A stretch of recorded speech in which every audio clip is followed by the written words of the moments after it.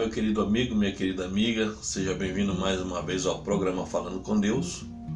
E hoje nós vamos falar de um tema muito importante. Nós vamos aprender sobre a origem do mal e o que a Bíblia diz sobre a origem do mal. O que dizer hoje da nossa realidade, da violência, do terrorismo, das coisas que estão acontecendo no nosso mundo, dos assassinatos frios que acontecem todos os dias, das pragas que assolam o nosso mundo hoje na atualidade. Será que Deus é responsável por tudo isso? Se não é Deus, quem será? O que a Bíblia revela sobre a origem do mal? Quem é o diabo para você? A Bíblia vai nos explicar. E onde começou a primeira maldade? Tudo isso no programa Falando com Deus. E hoje, antes de nós iniciarmos, eu gostaria de orar com você. Feche seus olhos e vamos orar. Bondoso Deus, hoje nós queremos aprender sobre a origem do mal. Gostaríamos que o Espírito Santo nos ajudasse a entender as tuas palavras. Nós pedimos em nome de Jesus. Amém, Senhor. Deixemos então que a Bíblia nos explique. Vamos ao nosso estudo.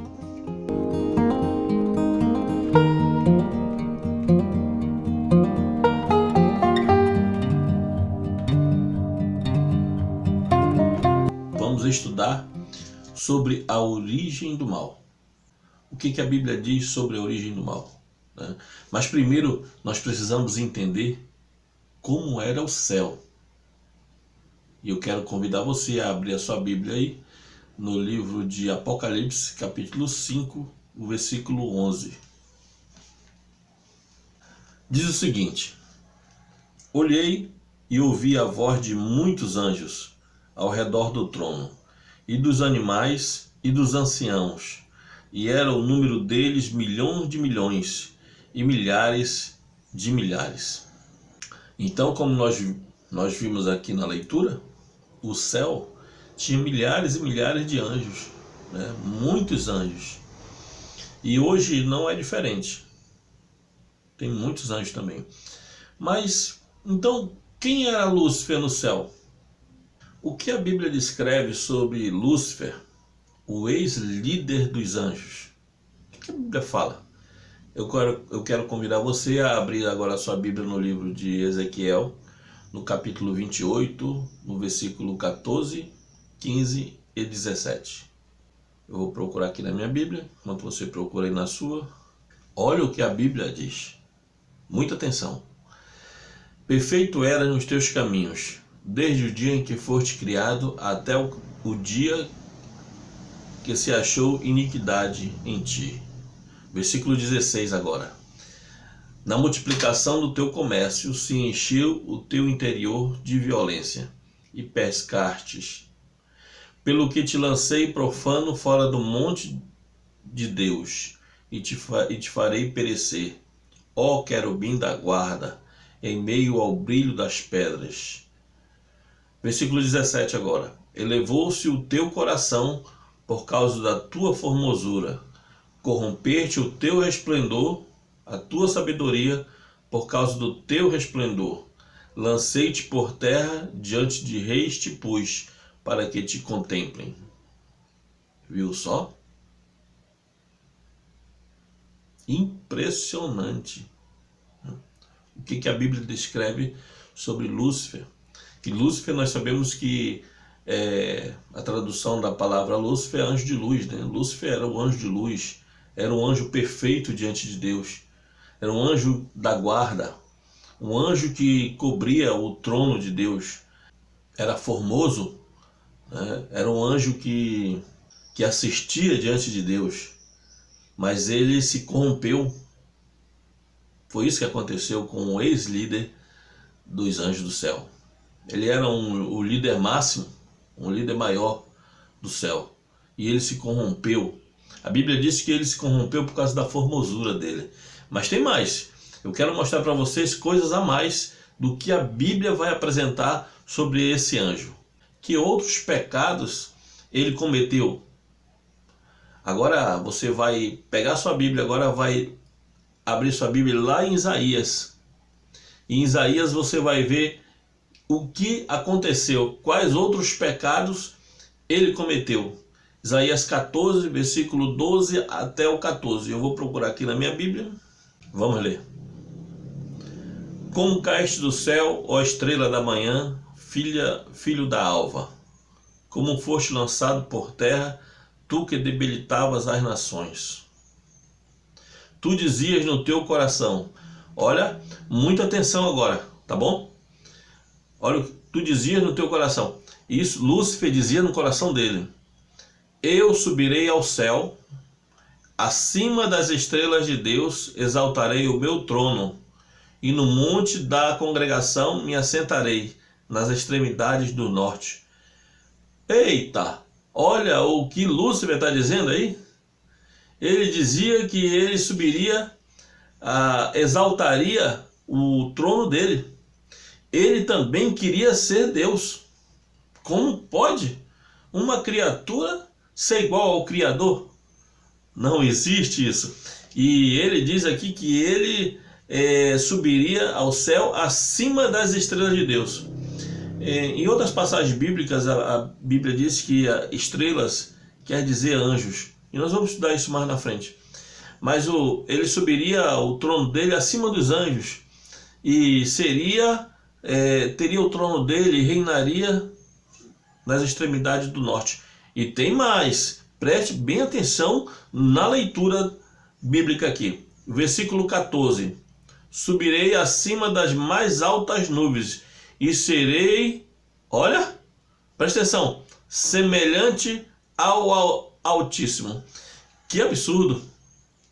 Que absurdo. Ele queria ser igual a Deus. Esse era o desejo de Lúcifer. Lá no céu. Isso lá no céu. Ele queria ser igual a Deus. Eu pergunto para você, pode ser igual a Deus? Será que Lúcifer poderia ser igual a Deus lá no céu? Exaltar o trono dele, ter os seus próprios anjos para lhe adorarem, ter seu próprio céu, ter o seu próprio... Vocês acham que seria possível isso acontecer? Claro que não. Claro que não. Lúcifer foi um anjo criado por Deus. Depois de Cristo, ele era essa pessoa. Mas ele corrompeu o seu coração e ele acabou enganando uma terça parte dos anjos do céu e ele foi expulso do céu. Apocalipse 12, versículo 7 até o versículo 9, diz que houve uma grande peleja no céu e o dragão, a antiga serpente chamado Diabo Satanás, foi expulso. Quando Satanás é expulso do céu, o nome dele acaba mudando, ele acaba se transformando, na verdade, no céu em um anjo enganador. E é chamado por Deus e pela Bíblia, como nós vimos aí, como de Satanás, que é um anjo que engana, é um enganador. E então ele foi expulso do céu, ele e os seus anjos, né? Imagina, o céu, como nós vimos, era um céu que tinha milhares e milhares de anjos, e uma terça parte desse céu, desses anjos aí, foram enganados. E houve uma grande peleja no céu. Miguel e seus anjos, que Miguel representa Cristo, pelejou contra o diabo, contra Satanás, e expulsou do céu. E justamente quando ele expulsa do céu, ele sabe qual o caminho que ele toma? A terra. E ele acaba tomando o caminho de vir para a terra. E é interessante que acontece muita coisa depois disso. Eu quero convidar você a continuar estudando conosco. Agora, vamos ver agora o que aconteceu quando o diabo, Satanás, chega à terra. Deus havia dado algumas orientações à terra. A Bíblia diz que a terra havia sido criada, era novinha, era recém-nascida, e Satanás agora partiu para tentar enganar o homem e a mulher que estava que havia sido criado há pouco tempo. Eram, na verdade, bebês, né, no universo. E aí, olha o que acontece. Mas eu quero que você abra aí a sua Bíblia. Gênesis capítulo 2, verso 15 até o 17. Eu vou abrir a minha Bíblia aqui. Você abre a sua aí. Deus havia criado a terra, o homem, a mulher e o pôs no jardim do Éden. Olha o que diz a leitura da Bíblia a esse respeito. Tomou o Senhor Deus o homem e o pôs no jardim do Éden para lavrar e o guardar. E ordenou o Senhor Deus ao homem, dizendo: de toda árvore do jardim comerás livremente. O versículo 17 agora. Mas de toda árvore do conhecimento do bem e do mal, dela não comerás, porque no dia em que dela comeres, certamente morrerás. O jardim, ele tinha muitas árvores, mas tinha ali duas árvores em especial. De um lado tinha a árvore da vida, que Adão e Eva poderiam comer ali livremente. A todo momento que eles quisessem, eles poderiam comer livremente. Aquela árvore, ela tinha um fruto chamado fruto da árvore da vida, que eles comiam e iam comer e iam viver eternamente. Mas do outro lado tinha uma árvore chamada árvore da ciência do bem e do mal. E Deus tinha dito para Adão e Eva: olha, Adão, Eva, vocês dois, vocês não podem ir àquela árvore ali, e vocês não podem comer daquela árvore.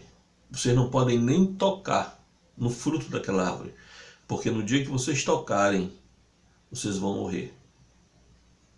Viu só? Essa era a ordem que Deus havia dado para Adão e Eva. E é interessante que durante esse período, toda tarde, a Bíblia diz que Deus vinha no jardim do Éden para conversar com eles. Quando aconteceu o fato inédito no céu, que Miguel expulsa Satanás do céu, um anjo rapidamente chega à terra para avisar Adão e Eva do acontecimento, das coisas que estavam acontecendo lá no céu e das coisas que haviam acontecido, que um anjo havia se rebelado, que teria enganado uma terça parte dos anjos do céu e que eles foram expulsos do céu.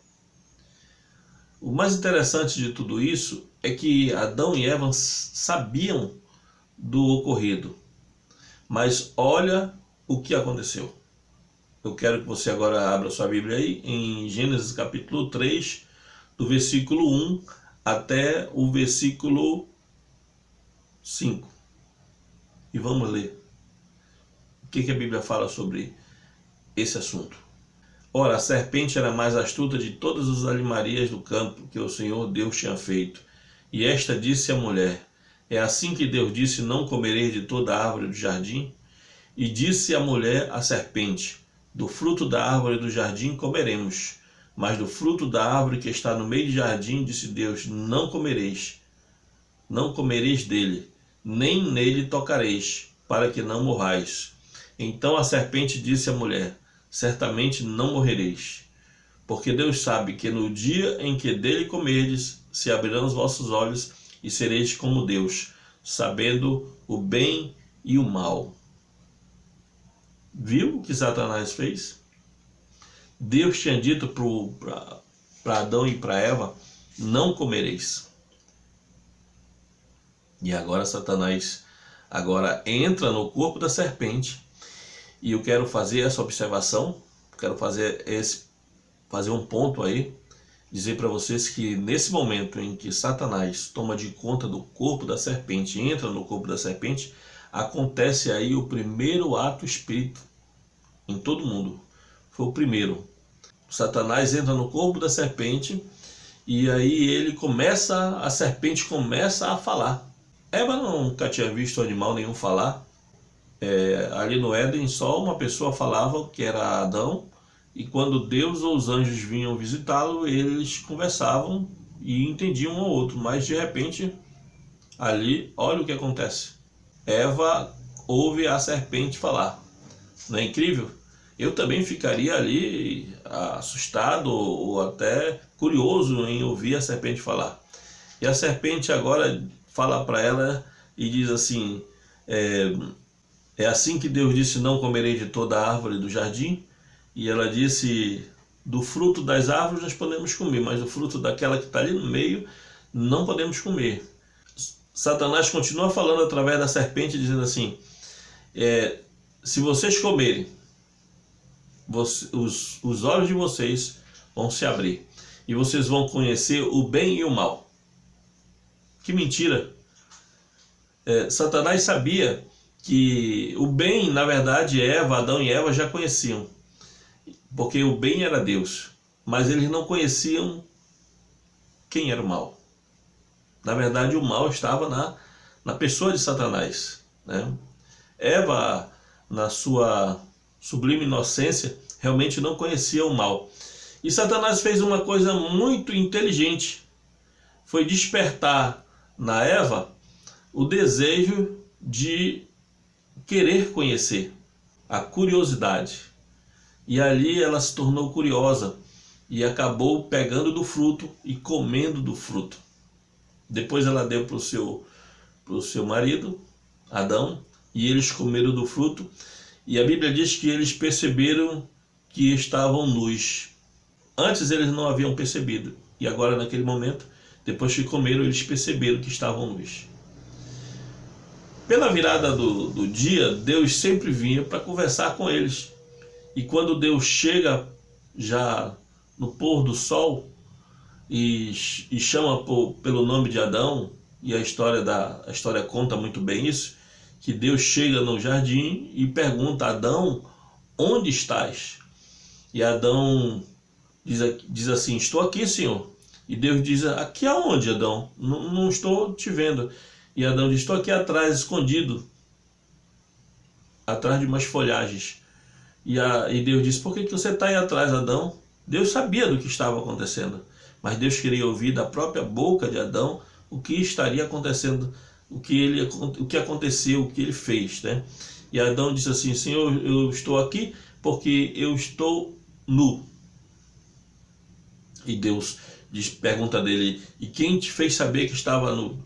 E aí ele foi e falou para Deus, dizendo assim, eu comi do fruto, a mulher que tu me deste, me deu do fruto e eu comi, e aí os nossos olhos se abriram, agora eu percebi que nós estamos nus.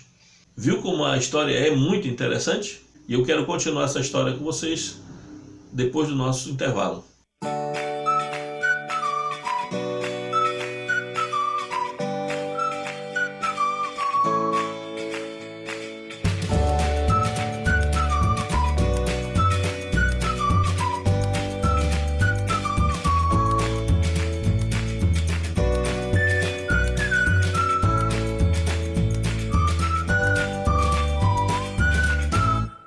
Estamos de volta ao nosso último bloco. E é interessante que nós falávamos sobre o que Deus havia perguntado a Adão e Eva, e eles pisaram na bola, né? Eles erraram, e erraram feio. Desobedeceram a Deus e preferiram obedecer a Satanás. Olha, tudo isso resultou a uma coisa, a morte, porque eles pecaram. Mas Deus em nenhum momento não deixou-os desamparados. Olha o que a Bíblia fala sobre isso. Gênesis capítulo 3, versículo 14. Eu quero ler com vocês. Então o Senhor Deus disse à serpente, porquanto fizeste isto, maldita serás mais que todas as feras, e mais que todos os animais do campo. Sobre o teu ventre andarás, e o pó comerás todos os dias da tua terra. Isso foi contra o animal, né? A serpente. Porém, a inimizade entre ti e a mulher, e entre tu e a semente e a sua semente. Agora, queridos, olha só o que Deus preparou. Deus deu esperança para Adão e Eva nesse momento. E disse assim, esta te ferirá a cabeça e tu lhe ferirás o calcanhar. Jesus, como descendente da mulher, esmagaria a cabeça da serpente, né, através do nascimento de uma mulher e de um ministério, o ministério da encarnação. Viria como um homem e através da sua morte e da sua ressurreição, acabaria com todo o ministério de Satanás. Olha que grande esperança Deus deu a Adão e Eva, e Deus nos deu também, né? Essa foi a grande esperança, né? Que Jesus viria. E essa foi a maneira que Satanás enganou Adão e Eva. Eles foram expulsos do paraíso. E hoje, como é que Satanás nos engana? E eu quero convidar você agora para abrir a Bíblia aí, em Apocalipse capítulo 12, versículo 12 até o 17. Vamos ver como Satanás hoje nos engana? Muito bem, eu achei aqui na minha Bíblia e vamos ler. Por isso alegrai-vos, ó céus, e vós que neles habitais. Ai dos que habitam na terra e no mar, porque o diabo desceu a vós e tem grande ira, sabendo que já tem pouco tempo. Olha, ele sabe que tem pouco tempo e ele está irado comigo e com você. Vamos para o versículo 17. E o dragão irou-se contra a mulher. Em profecia significa igreja. Olha o que a Bíblia diz. O dragão, que é Satanás, ele se ira contra a igreja. A igreja de quem? A igreja de Deus, né? E vai fazer guerra aos remanescentes da sua semente. Quem são esses remanescentes? A Bíblia explica, olha o que diz aqui. Os remanescentes são os que guardam os mandamentos de Deus e têm o testemunho de Jesus Cristo. Amém? Esses são os remanescentes, os que guardam os mandamentos de Deus. Os mandamentos é justamente aqueles que fazem com que que nos mostram os nossos erros. É aquele que diz para mim não pecar, para mim não matar, para mim não desonrar meus pais, para mim não cobiçar as coisas dos outros. Quando eu observo esses mandamentos, eu estou tentando andar de forma correta diante de Deus. Então todas as pessoas que guardam os mandamentos de Deus e acreditam na Bíblia como o testemunho de Jesus, fazem parte dessa igreja. E eu tenho certeza que você faz parte dessa igreja. Guardam os mandamentos de Deus e têm o testemunho de Jesus, que é a Bíblia Sagrada. E tem mais.